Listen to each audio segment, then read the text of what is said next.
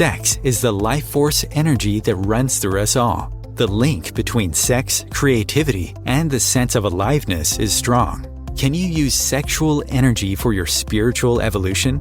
Or perhaps for emotional healing? Is it even possible? Clinical sexologist Dr. Martha Tara Lee will explore all these and more on the Eros Evolution Show here on OMTimes Radio and TV. Hello, and welcome to Eros Evolution. I'm with Dr. Lee Phillips. So my last name is Lee, his first name is Lee. Okay, so so Lee and Lee meets. Okay, okay. Anyway, Lee and Lee.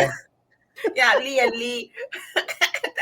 Okay, so today's title is Sex Therapy with Chronic Illness and Disability. I'm so happy to be shedding light on this topic, which is one of my big passions.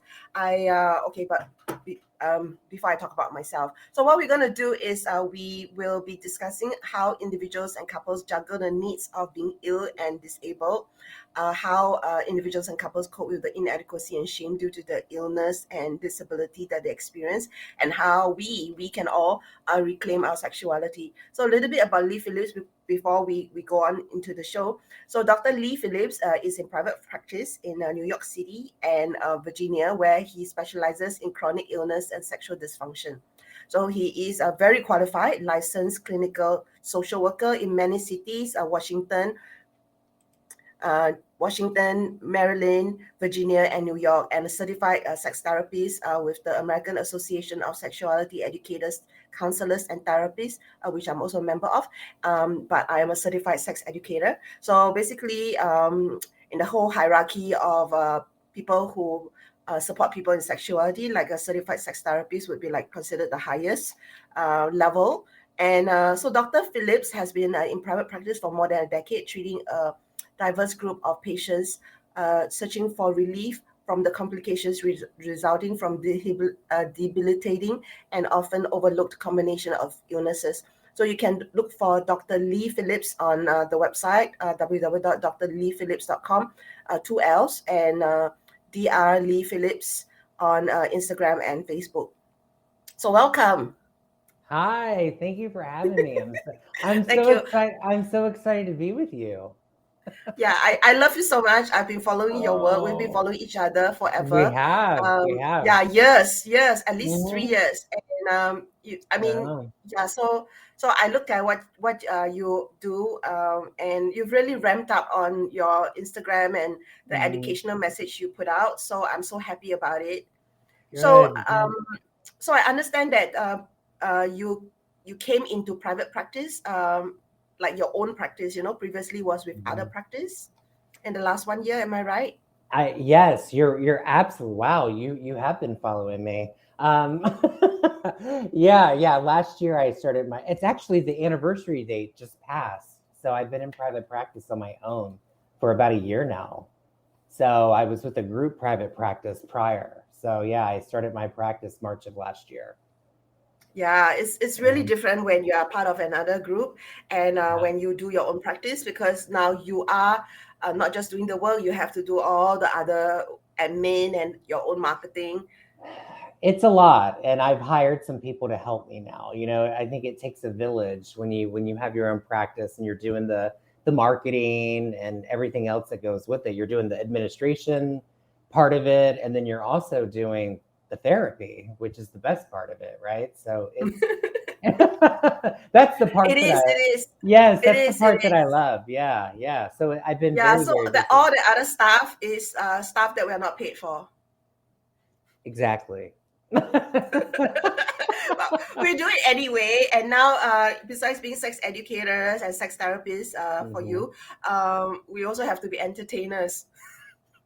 We are entertainers, absolutely, especially when you have your own business, right? I mean, you're hitting the ground running, you're out there doing the legwork, and it's busy. I've got 2 offices, Washington, D.C. and New York City, so I'm staying very busy. So it's all a blessing, though. It's been a great ride so far. So doing the work that's needed, yeah. So tell us, I know you've been doing this for 10 years now, so more than 10 years. I'm sure. Mhm. So what got you into it? You know, I started, and I used to be a geriatric psychotherapist, so I saw folks that were like 70 and older, and when they were coming in, they had chronic pain conditions, and a lot of them had conditions due to a chronic illness. And one of the things that they kept talking about was how they no longer feel sexual, or they want to be sexual and they don't know how to be sexual, or how to reclaim their sexuality. And so then I started seeing younger folks that were coming in, and by that point, I moved to DC, and I met someone who was teaching a building your private practice workshop. And she asked me, she said, what do you specialize in? And I said, chronic illness, disability, chronic pain. And she said, have you ever thought about becoming a sex therapist? Because people really want to learn how to reclaim their sexuality or be sexual. And I said, no, but that sounds very interesting. So that's when I started the ASECT process, was through that. And then I just combined, sex therapy and chronic illness and disability together. And so that's where it all really started, back in 2017. So, yeah, and I've been specializing in that since. So it's been a great experience so far, working with all different types of clients, all different types of couples, or people in relationships that have chronic illness, that are wanting to explore their sexuality, and to reclaim their sexuality, being in the new normal of all sorts. And so I really help, my patients identify what does that look like to them. I'm so glad they have you. Yeah, it's such great work. And in sex therapy, it's so broad in what we do. And I think being able to combine, working with illness and disability with sex, I think is amazing, because a lot of these patients, they go to their doctors and their doctors don't talk to them about sex, right? So after I get a cancer diagnosis and I've done my cancer treatment, and now I want to be sexual, how do I go about doing that? My doctor doesn't talk to me about sex. So that's where people come and find me. And it's been very rewarding. Yeah. Yeah. So I also work with people with cancer and disability. Mm-hmm. Yeah, I've been the locum sexuality counselor with Singapore Cancer Society here for the last 4 years. And then also started to work with people with disabilities in the last 2-3 years. And so yeah, my learning curve has been huge. And I think a big part of it was at first I have to admit I was afraid of how they would behave, how they would, being a woman, whether I would be molested, just because they behave and look so different from me. And Sure. yeah, so yeah, I had to really look at each person as who they were, rather than focus on my fear. And yeah, a lot of it went away very quickly. Yeah, I mean, I think anytime we're trying something new, right? Like if we're working with a population, learning so much about it. And the thing of it is that, in my program in graduate school, in my master's program and my doctorate program, I never learned anything about sex. That's why I was really grateful to ASECT to be able to start that process, because even when I was in my Master of Social Work program, they never talked to us about sex therapy, human sexuality, or any of that. And it's just so needed, because sexuality is just as important as our mental health. All of it is so critical. And just because you have an illness or disability, there's this big myth that, you're not sexual or you're asexual. Not that there's nothing wrong with asexuality, but people assume that because you are in a wheelchair, or you have an invisible disability, that you're not sexual, or because you have a diagnosis like cancer, you don't have desire and arousal. And we know that's not true. So I feel like a big part of the work that I do is really trying to crush that myth and normalize sexuality. So so for listeners out there who are new to this topic, I will have to say that at some point, each and every one of us will have an illness or disability, as we get older. That's just part of life. And the more prepared we are, the better we will be placed. But for those of us who are not familiar with it, how would you define a disability, the types of disability, or even what is a chronic illness? Well, there's all different types of disabilities out there. And, a disability is basically, it's a physical or mental condition that really limits a person, right? And that can be with movement, that can be with their senses, it can be with activities, and then we've got different ones. While there are shared impacts within the disability community, disability looks and feels different for everyone. So everyone has their own story with it. So, we have congenital disability, where that's a condition that they had since birth.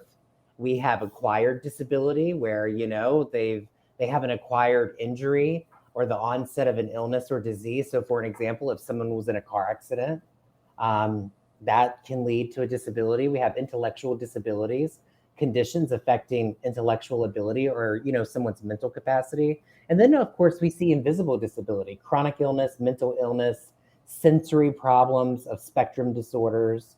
So there's like a whole realm of disabilities. And with a chronic illness, it's basically an illness that has lasted for quite some time, most likely over 3 months, where we have an acute illness, like in some situations, the flu, right? Or even COVID. You can get COVID and you get COVID and then 10 days later, COVID can be gone, right? But with a chronic illness, it's something that is really, it stays with us, right? So the traditional chronic, which includes, multiple sclerosis, diabetes, fibromyalgia. I work with a lot of those patients. We have survivors of acute, formerly fatal illnesses such as cancer. We have, people with persistent acute illnesses such as HIV and AIDS. We have chronic illnesses from the consequences of aging, but also with adults who've survived serious childhood illnesses such as cancer, can be at higher risk of different medical complications. So those are a lot of the illnesses that I work with. If we take disability, the big population that I work with is definitely folks that have chronic illness, and most of them also have chronic pain conditions due to their illness. Yeah. Mm-hmm. Okay, that's great. It's a very succinct summary of all the disabilities that exist, and Right. yeah. So let's talk about let's let's move. It's a lot, right? It's a lot. Yeah. No, I love how you talk about it, because it's obvious your expertise in it, which is impressive. So what are some of the we started to talk about some misconceptions of sex and disability, about people having being asexual, no sex drive, and the fears around navigating it. So besides those two, are there any other misconceptions that maybe I don't know of? Well, I mean, I think the big one too is that, there's the sex drive, but then there's the thing that, there are people aren't desirable. And I tend to see this in my work, especially for folks that are wheelchair users. There are people in the world who treat disabled people like they're desexualized children. So like they're literally like a child. And I found this to be true for people who have visible disabilities, which is called like infantilization, or disabled people are often thought of being incapable or having their own wants and desires, right? And so that's a big misconception. And so one of the things that we also see are people in interabled relationships where one partner is able-bodied and the other one is not. And so people assume that maybe the one that's able-bodied takes advantage of them or something. So that tends to come up too. And I think that we really need to, really address that and what happens. So those are the things that I really see in my practice sometimes. And I think we're starting to see more of that in the research, and people are really starting to normalize sex and disability, which is a great thing. Yeah, it's really important. And then there's also the fetishization of people with disabilities, of it becomes a kink, the disability is a kink. Right. Yeah. Yeah. But what's great too is that we're starting to see that, kink can be very empowering for folks with disabilities and chronic pain. So that's a whole other world that's going on in the research, that people are able to focus on their good pain versus their bad pain when it comes to BDSM. So we're starting to see a lot of things shift in the sexuality and disability research, which is fascinating. Yeah, and I was very, very surprised because I really started supporting people with disabilities only in the last 2-3 years. I was very surprised last year that I came across this literature that says that people on the autism spectrum are more likely to be asexual and more likely to be into kink. Yes, that is fascinating. That's actually very true. I've actually had patients in my practice where they have identified such that, where they have identified as um, autism spectrum, asexual, but very much involved in the kink community. Like other neurodivergent folks. There's something with stimulating and just very fascinating about that. And they're also into science fiction. Yeah. fantasy and science fiction. That's the other thing that comes up too. It's very fascinating. Yeah, I think one thing that is different for people with disabilities compared to in Singapore, at least in my experience, is that a lot of them are actually being protected, being shielded away from society, and as a result, once they leave the special schools that they were in, they lose contact with society. They don't have friends. Then there's isolation. Then there's depression, and then there's all that whole thing around like, how do I find a partner? I will never have a partner. And so they very much have a lot of rage. Yes, absolutely. A lot of anger, a lot of rage, feeling disconnected, being iced out, being isolated. Absolutely. Yeah. So finding comfort in the kink community, right? That's what's great about the kink community, is that it is a place for people to have a sense of community with each other, to be uplifted. And a lot of the kink spaces are disability friendly, which is amazing. And so we're finding people that are drawn to that. Yeah. We can be quite negative about it all, because like they finish school, they cannot get a job, they're stuck at home, they're dependent on their parents, and then they have no money to go out, and so they don't go out, and then they have no friends, and then when they do have friends, they don't really understand like social norms and boundaries, and so they end up like harassing their friends, stalking them, and it's really, really, really hard. Is it different in the US? Like people are a lot more empowered. That's a really good question. I think they can be. I think it depends on where they live. I think it depends on the city that they're in, and also if the resources are there. We tend to see quite a bit of resources here in the greater New York City area, and also in Washington D.C. But we need more resources. We need more spaces where folks with disabilities can go into and thrive and be able to explore their sexuality. That's what's great about having different support groups, and that's what's great about having psychotherapy and sex therapy, that they have a space to be able to do that and to be able to experience pleasure in different ways, right? I mean, that's one of the things that I love about surrogate partner therapy, having a sex surrogate to work with someone who has a disability. I've worked with a lot of surrogates where they come in and they do some of that work, and then they also work with me. So we start to see a shift in that type of dynamic where people can really explore their sexuality and receive the pleasure that they deserve. And that's what's great about working with a sex therapist, is that you come into a space where you can just share that, right? And not be judged and not be shamed.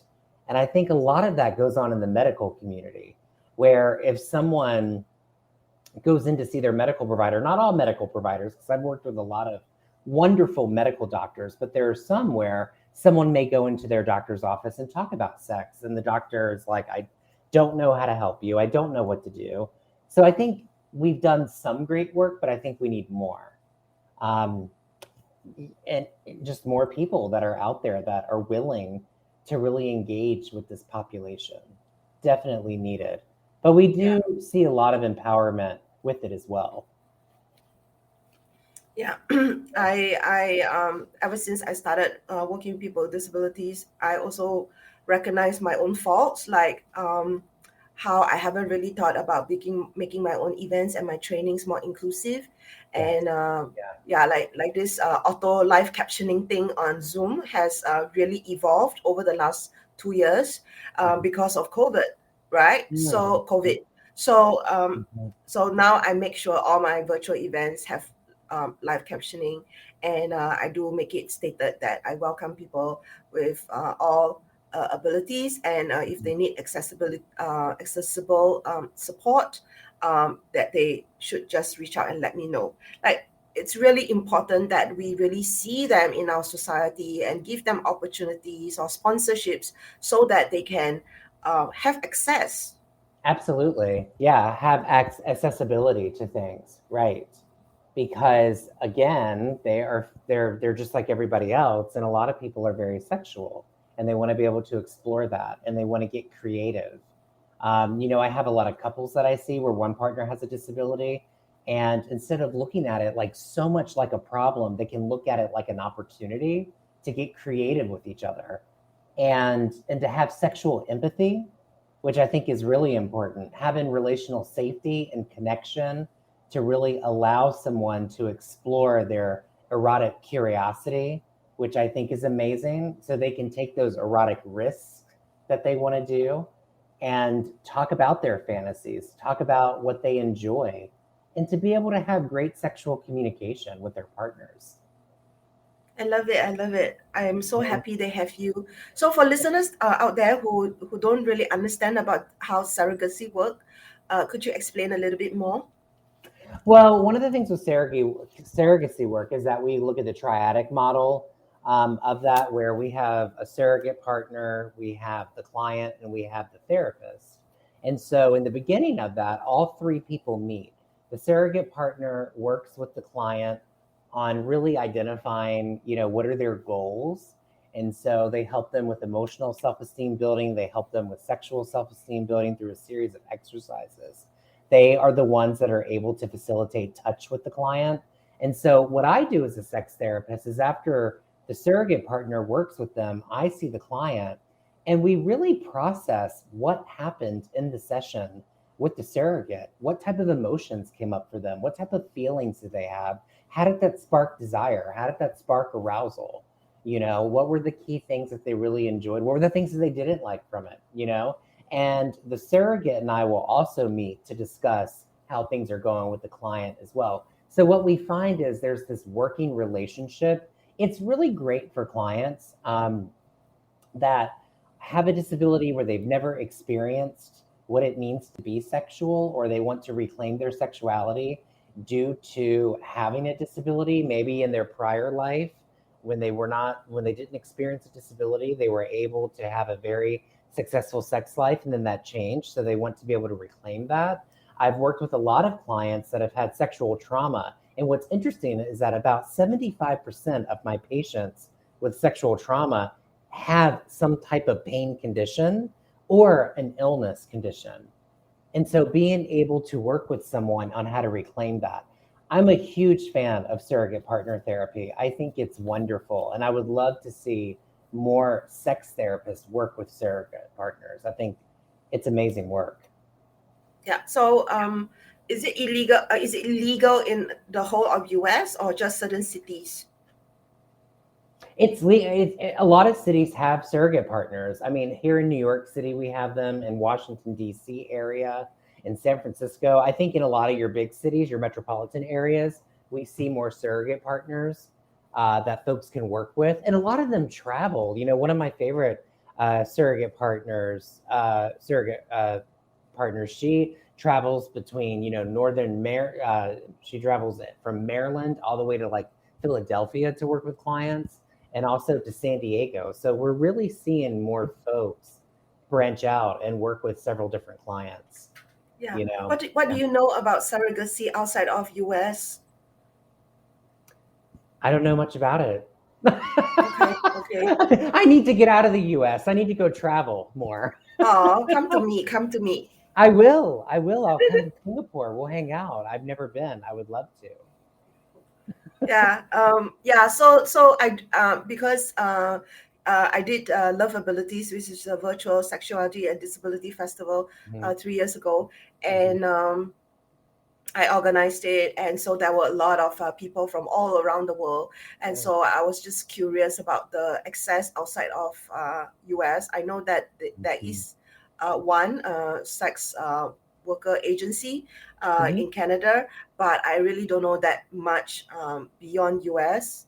So like recently, someone in Ireland mm. contacted me and said was cheated twice by two different sex workers who just basically took his money and didn't show up. That Oh, must have been so devastating.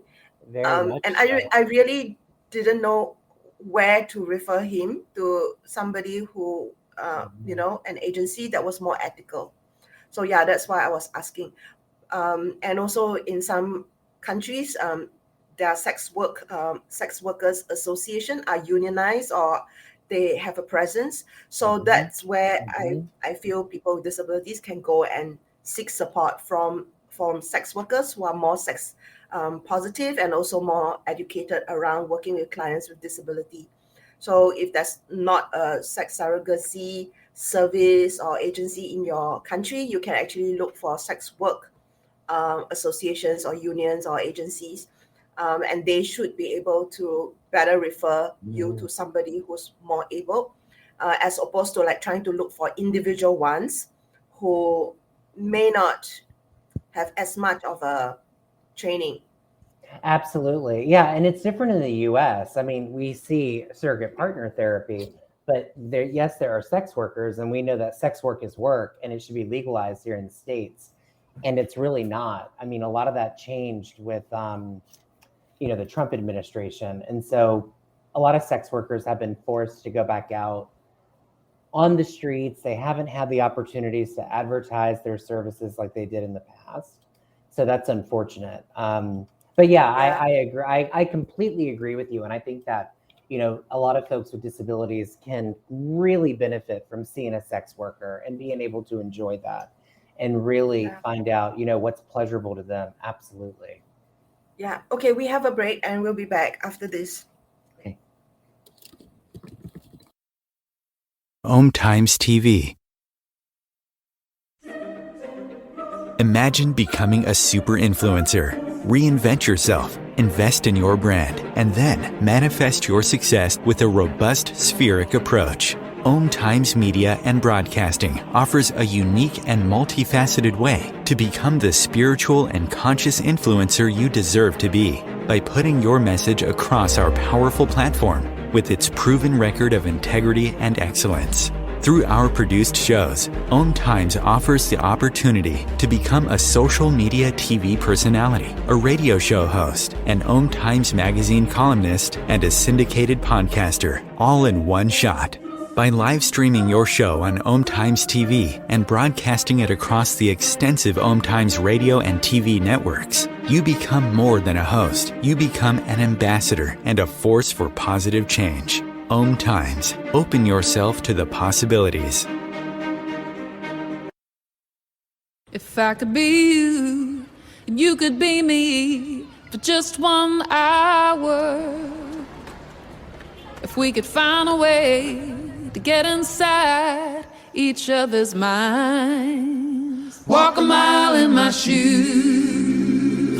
Walk a mile in my shoes.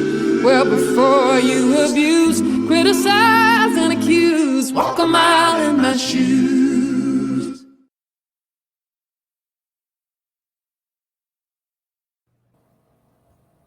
Hello, we're back. And my name is Martha. I'm a relationship counselor and clinical sexologist in Singapore.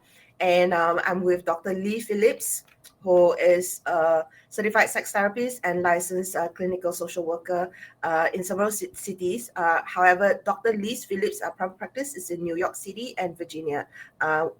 Washington. You go to Washington as well?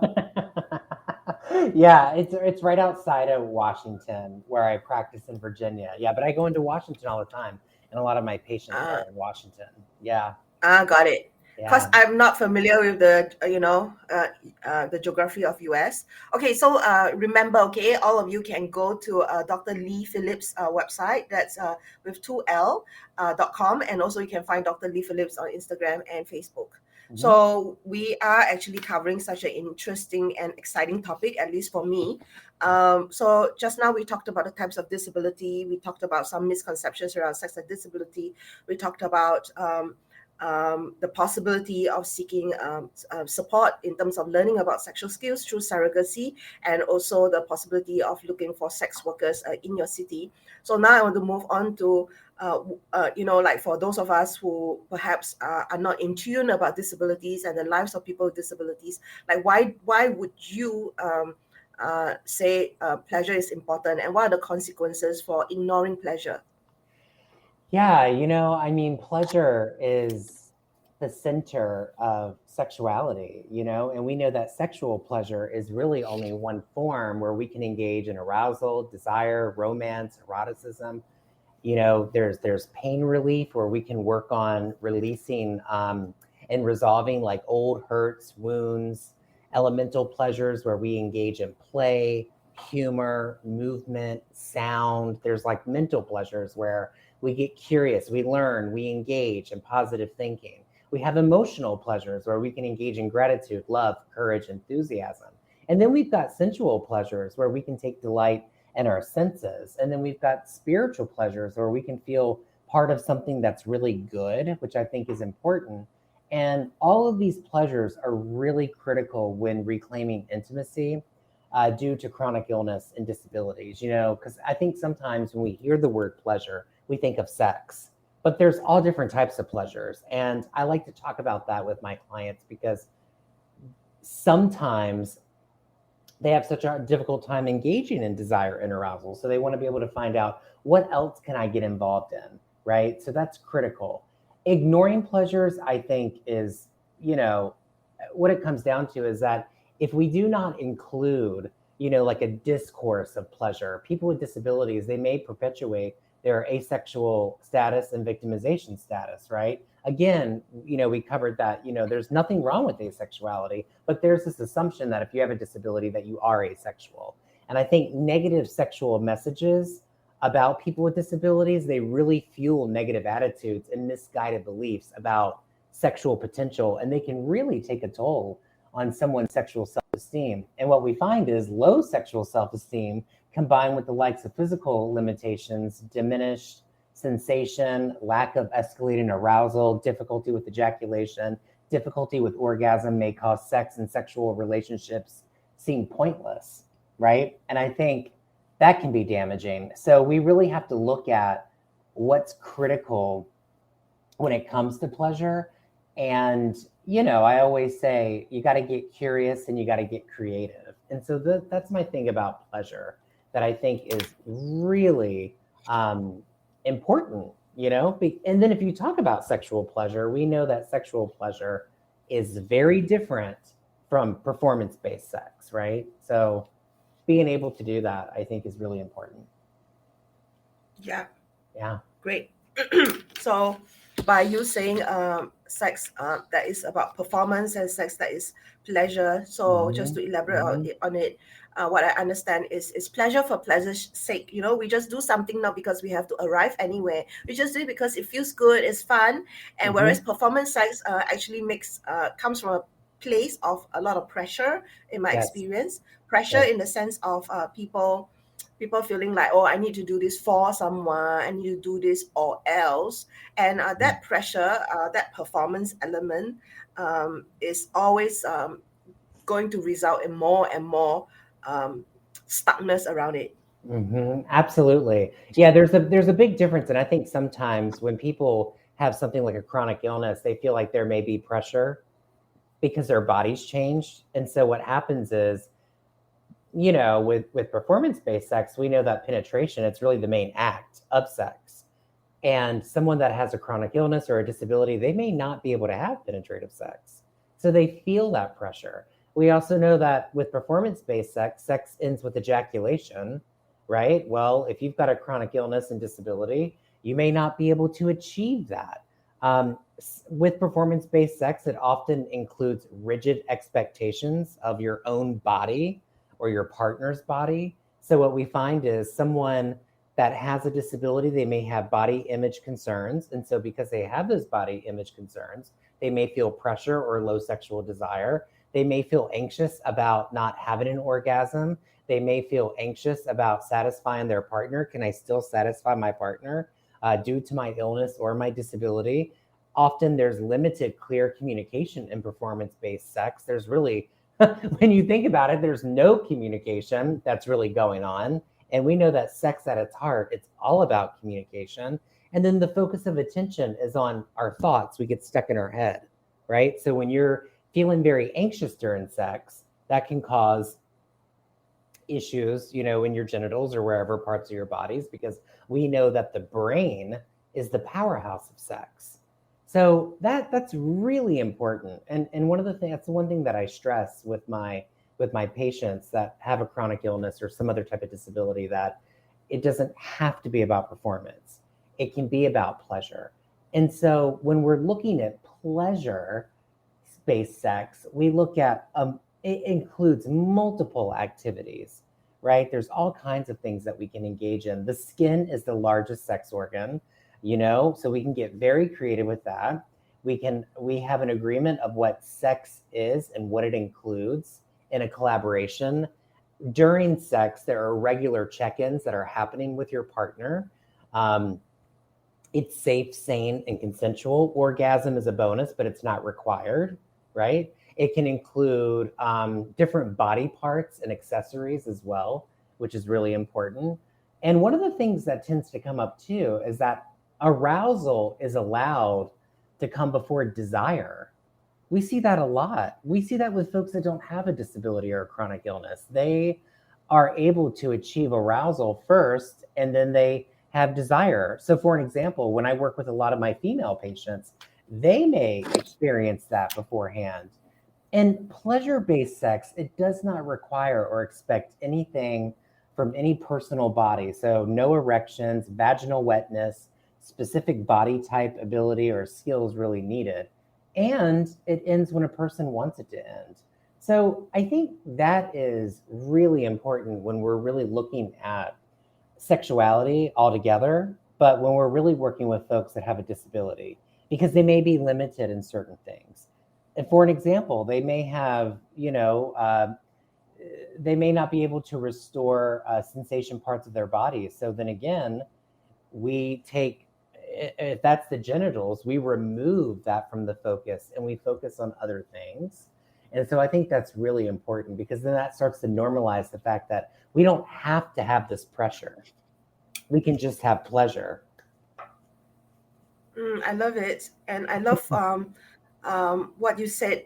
I love everything that you said. But one of the things that I love is, for me, pleasure is about feeling alive.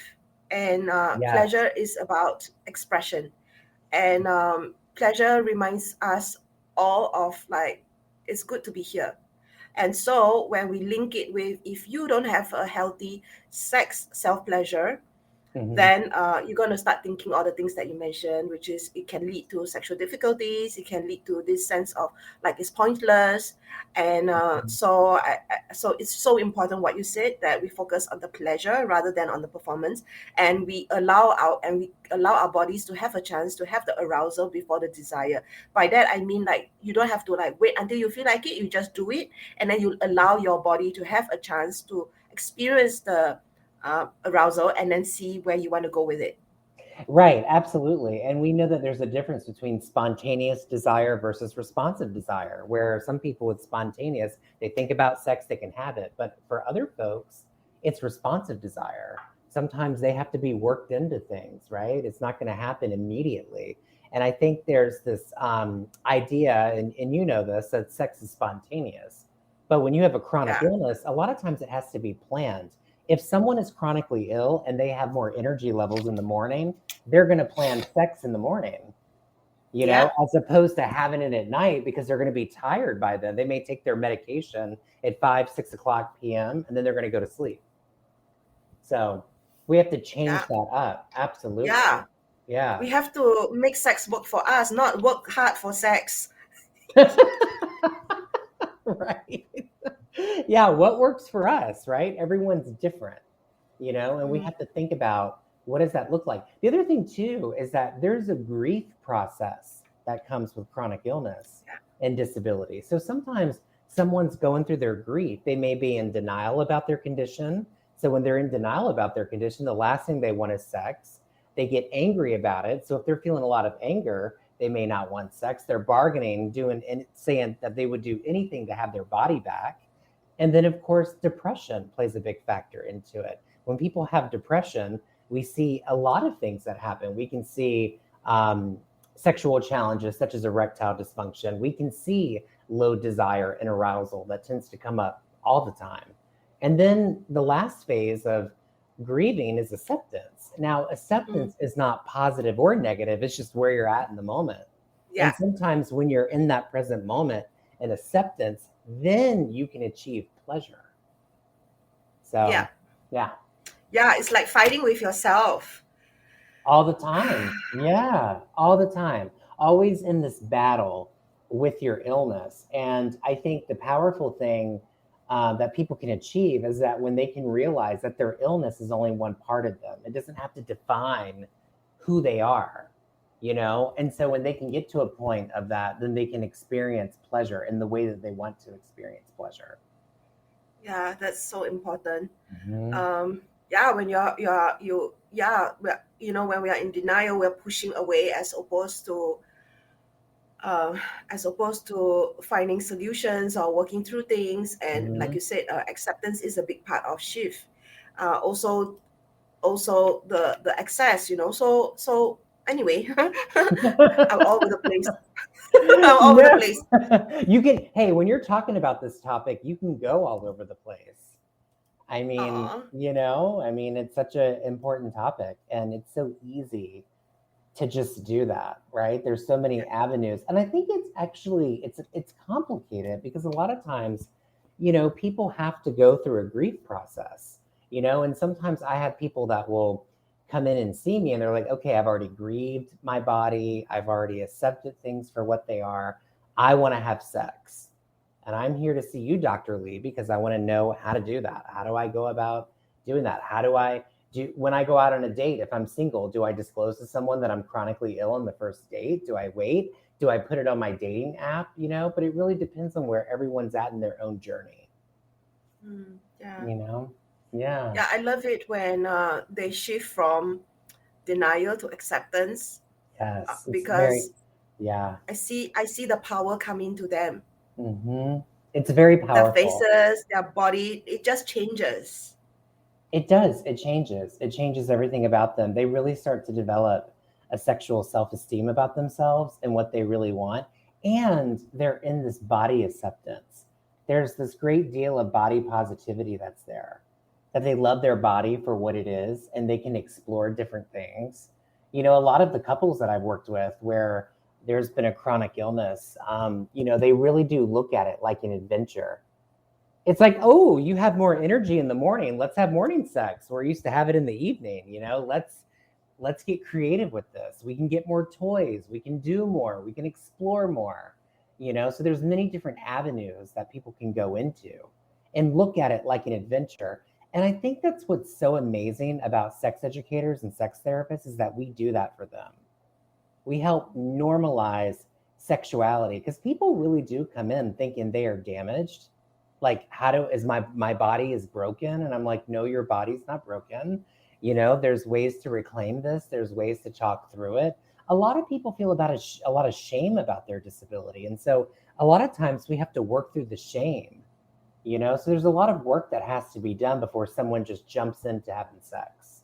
And I think people need to know that because a lot of people think that people come in and see me and they're like, okay, I want to go right into sex. But a lot of times they really want to focus on other things. I think there's also this assumption that because I am a chronic illness therapist, that I'm just focusing on chronic illness. Patients come in to see me because they know that I'm aware of chronic illnesses. So when they come in, they may not even be wanting to talk about their chronic illness. They may want to talk about their depression, their anxiety. They may want to talk about their fetish. They may want to talk about their kink. They may want to explore non-monogamy and polyamory. So there's like a lot of different things that bring people in. Yeah. Yeah, it's really, really important to get support because we only know what we know. And Right. When you go to somebody who is more experienced, who is trained, who's qualified, who has dedicated their lives to supporting people with illnesses and disabilities, Mhm. like there's no need to keep suffering in silence. Right. There are options and there are better ways, ways that can work for you, whatever that may be. Yeah, So whatever it may be, absolutely. And really just gain those resources. And like what you were saying, one of the things that I always ask my patients is, who's your support outside of therapy? Who do you go to? You know, is it an online support group? You know, during COVID, we had online, right? So it's really being able to find what works for you. yeah, I love that. Mhm. So on that note, I think we have a sense of the kind of interventions and how you support clients. Yeah. Many examples. So what I really want to know is for people who do not have a disability, who are caregivers, parents of people with disabilities, or friends of people with disabilities. Like, what should we be thinking about in terms of supporting our friends with disabilities, and Mhm. especially around their sexuality? That's it. I love that you're saying that, because I think that some people have to realize, you know, they are able-bodied and there's a lot of privilege when it comes to that. And I think one of the biggest things that people can do, and I think there's a lot of power in this, and I think it's one of the best interventions that I use every day in my work, is to listen. Just have empathy, listen to people, no matter what that is, no matter what they want to say, and validate them, validate their experiences. Because if someone can do that, then people will talk more about their sexuality when they feel safe, when they don't feel judged, when they don't feel shamed, when they can show up in a sex positive space to be able to talk about that. When they can really have a sex positive space with their disability, the things that they can start talking about is things about sex that make me feel excited, things about sex that make me feel anxious, parts of my body that I like being touched, parts of my body that are off limits, words that I like my body and genitals to be called, right? Sexual acts that I want to try, and a thing that I may need help with. If someone does not feel heard, they're going to do two things. They're either going to lash out or they're going to go into their shell. They're going to withdraw. And I think that that's something that we can really understand. And just because someone is not a wheelchair user doesn't mean that they don't have a disability. Just because someone is walking around, they are somewhat able-bodied, they can bend down, they can touch, they can do things, they can walk, they still may have a disability. They can have an invisible illness. And I think, you know, there's a lot of judgment that goes into that. And so I think that we need to get curious about people. Yeah. That's great. Yeah. Yeah, so listening, being curious, validating their experiences, and then just letting it unfold so that they can feel safe to talk about sex. Because if there isn't any trust, you can't just go in and say, tell me about your sex life, or yeah. Right. I know, you know, I wouldn't feel comfortable either, right? I wouldn't want to do that as well, you know, but if I feel like I can be heard and I'm not going to be judged, and I'm not going to be shamed, then I can talk about anything that I want to, right? And so that's why sometimes it's important to have a sex therapist so someone can understand them, because I feel like sometimes family and friends, they can be the first to love you, but they can also be the first to judge you. Yeah, and also from that place of wanting to help you, they Yeah. may be telling you things that's not helpful at all. That's so true, you know, because I have patients that come in and they're like, my mom said this or my friend said this, right? And it was not helpful to me. So really being able to find someone that you can really connect with, and also just the community, seeing what's in your community, doing the research, having your friends research things. That's what's great about social media. You know, there's just so many support groups out there. And some people really do, if they don't have that in their area where they live, they rely on social media. They rely on Instagram, you know, with our stories. And Martha, you're very popular on Instagram. So I work so hard. I'm not sure how popular. You're more popular than me. You work really hard. I work very hard. You do work. You work very hard. I Very see. hard. I see your hard work all the time. Oh. Yeah. It's so hard. I want to cry. People have no idea. Yeah. You work very, very hard. Absolutely. Oh. And people rely on us. It's nice. We give them something. And I think that's really important in the field that we're in. Absolutely. Yeah.